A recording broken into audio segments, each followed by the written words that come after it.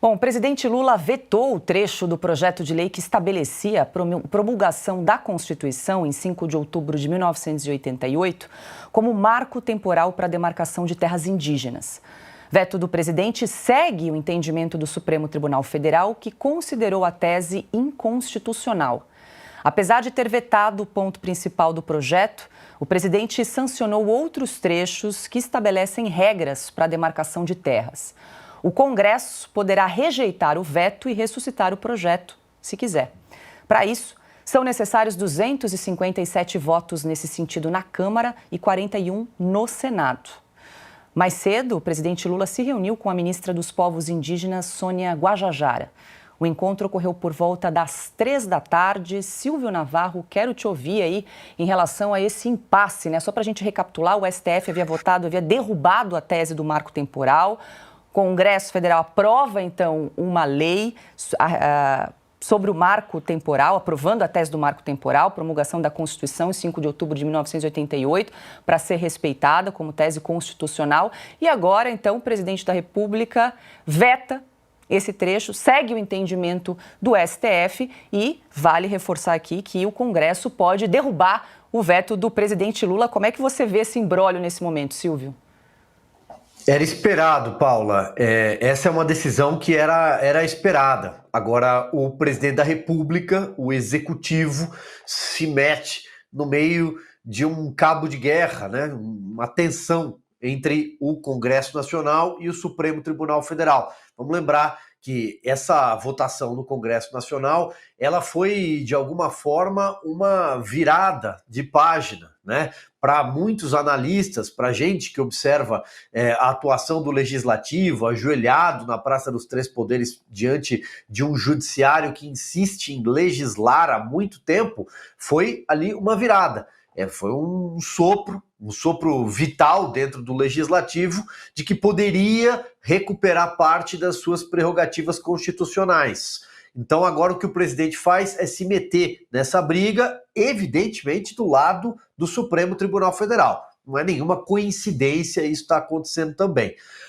O Congresso deve revidar. Agora, tem um ponto aqui que a gente precisa tentar mensurar nas próximas semanas. A partir da próxima semana já isso talvez seja possível. É um quórum altíssimo, né? Esse que você acabou de citar, para conseguir reverter a decisão. Então isso vai envolver uma formação de maioria dentro do Congresso. É um novo teste para saber agora se de fato o Legislativo está de pé, mais uma vez, se está ouvindo os anseios dos seus eleitores, deputados e senadores, e vai dar uma resposta.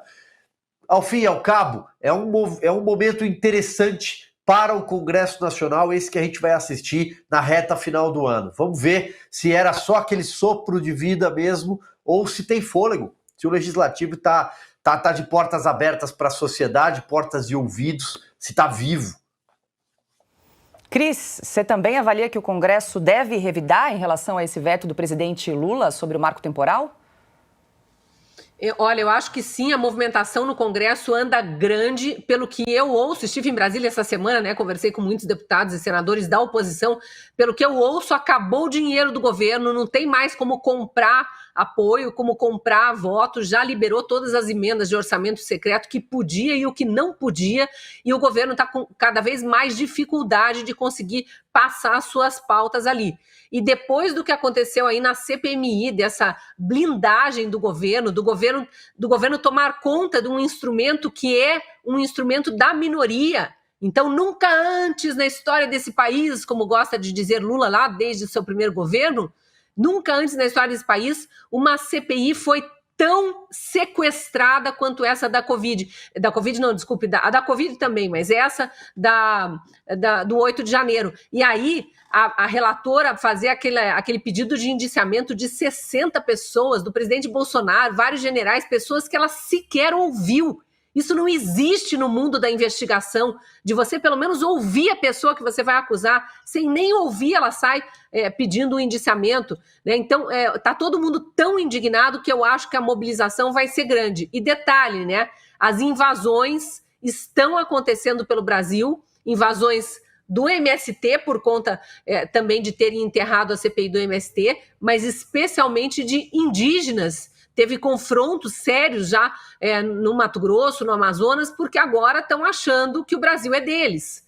Então, eu acho que os parlamentares estão de olho em tudo isso, devem se mobilizar rápido para derrubar esse veto e, enfim, se tiverem esse poder de mobilização mesmo, pressionados pela população, e a gente vai fazer o nosso trabalho, eu acho que é possível sim derrubar esse veto. Alexandre, também quero te ouvir. Bom, nesse caso, né, o Supremo legislou, né, invadiu competência do Legislativo mais uma vez em relação a essa tese do marco temporal. O presidente Lula, então, se coloca ao lado do Supremo Tribunal Federal ao vetar esse trecho do marco temporal. E agora a gente vai acompanhar o que o Congresso vai fazer diante do veto do presidente Lula. Como é que você avalia essa situação nesse momento, Alexandre? Bom, Paulo, não apenas legislou, mas fez uma emenda constitucional, contrariando os constituintes. Os constituintes escreveram, são de propriedade dos índios, aqueles que tradicionalmente a terra que tradicionalmente ocupam. Não é que ocuparam ou que vierem a ocupar. Ocupam no dia da promulgação da Constituição, né? Mas fizeram diferente. Deixaram assim, ad eternum, né? E aí o presidente Lula contraria a decisão do Congresso, que tornou tudo muito claro. Câmara e Senado tornaram claro. Olha, quem achar que é dono da terra, comprove que no dia 5 de outubro de 88 ocupava aquela terra. Tanto índio quanto proprietário rural. É simples, né? Mas vetou isso. Para derrubar o veto, é metade mais um. 41 senadores, 257 deputados. Aconteceu isso. Dilma, por exemplo, vetou o comprovante impresso do voto. E deputados e senadores se uniram e derrubaram. 77%, 76% do Congresso derrubou. Só que um ministro do Supremo, com uma liminar, derrubou 77% do Congresso. Depois o Supremo confirmou. Então, é um cabo de guerra. É aquela preocupação que o Pacheco finalmente despertou, o senador presidente do Senado, lá em Paris, né? Cada um no seu papel. Judiciário é judiciário, legislativo é legislativo. E mais, a bancada mais poderosa do Congresso Nacional chama-se Frente Parlamentar da Agropecuária. É a mais poderosa e tem todos os motivos para ser poderosa. É responsável pela nossa capacidade de importar, graças às exportações e à garantia alimentar que dá. Então, em primeiro lugar é isso. Em segundo lugar, a decisão do Supremo pode gerar uma imensa insegurança fundiária no Brasil, que pode gerar piores consequências, inclusive conflitos onde não há.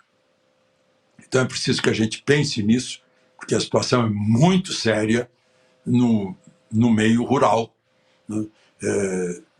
Economicamente, socialmente e estabilidade das instituições e da própria sociedade brasileira.